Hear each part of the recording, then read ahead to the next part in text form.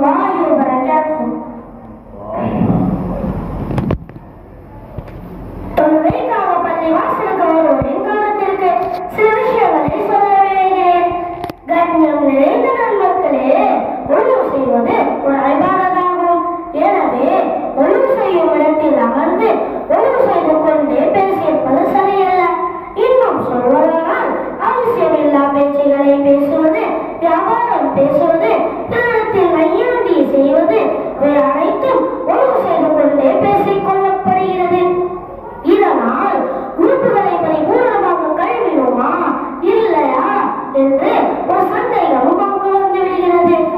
அதுபோன்று இமாம் ஜமாத் நடைபெறுகிற போது ஒருவரோடு வந்து ஜமாத்தில் கலந்து கொள்வார்கள்.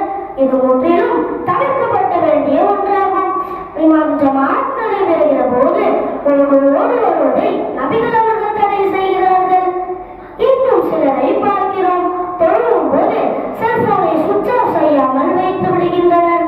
இதனால் தொழுது கொண்டிருக்கும் போது போன் பெல் அடிக்க ஆரம்பித்து விடுகின்றனர். இவருடைய சிந்தனையும் சிதறும், மற்றவருடைய சிந்தனையும் சிதறும். இதனால் தொழுகையில் கிடைக்க வேண்டிய நன்மைகள் இழந்துவிடும் அபாயமும் ஏற்பட்டு விடுகிறது. தொழுகையின் சஃப்புகளில் இடைவேளை இல்லாமல் நெருக்கமாக நிற்க வேண்டும். தொழுகையின் சஃப்புகளை பரிபூர்ணப்படுத்திக் கொள்ள வேண்டும். ஆனால் பல பேர் இடைவேளை விட்டு நின்று கொண்டிருக்கின்றனர். முன்வரிசை பூர்த்தியாகாமல் பின்வரிசைக்கு சென்று விடுகின்றனர். எந்த இடத்தில் ஏசியும் ஃபேனும் நமக்கு தோதுவாக அமைக்கிறதோ அங்கு போய் நின்று விடுகின்றனர். இவருக்கு முன் வரிசையில் 2-3 பேர் தொழுமிடம் காலையாக இருந்தாலும் அதையெல்லாம் பொருட்படுத்தாத இவர் புதிதாக ஒரு வரிசையை ஏற்படுத்திக் கொள்வார். ஆனால் நமது உயிரினும் மேலான நபிகள் நாயகம் ஸல்லல்லாஹு அலைஹி வஸல்லம் அவர்கள் இவை அனைத்தும் தடை செய்கிறார்கள். வரிசைகளை நிரப்புவோர் மீது அல்லாஹ் அருள் புரிகிறான் என்றும், வரிசைகளில் நெருக்கமாக நின்று கொள்ள வேண்டும்.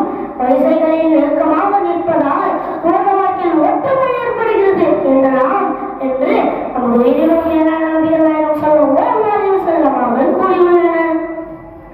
அதேபோன்று இன்னும் சிலர் பள்ளிவாசலில் தேவையில்லா வீணான பேச்சுகளை பேசி சச்சரவு செய்வார்கள்.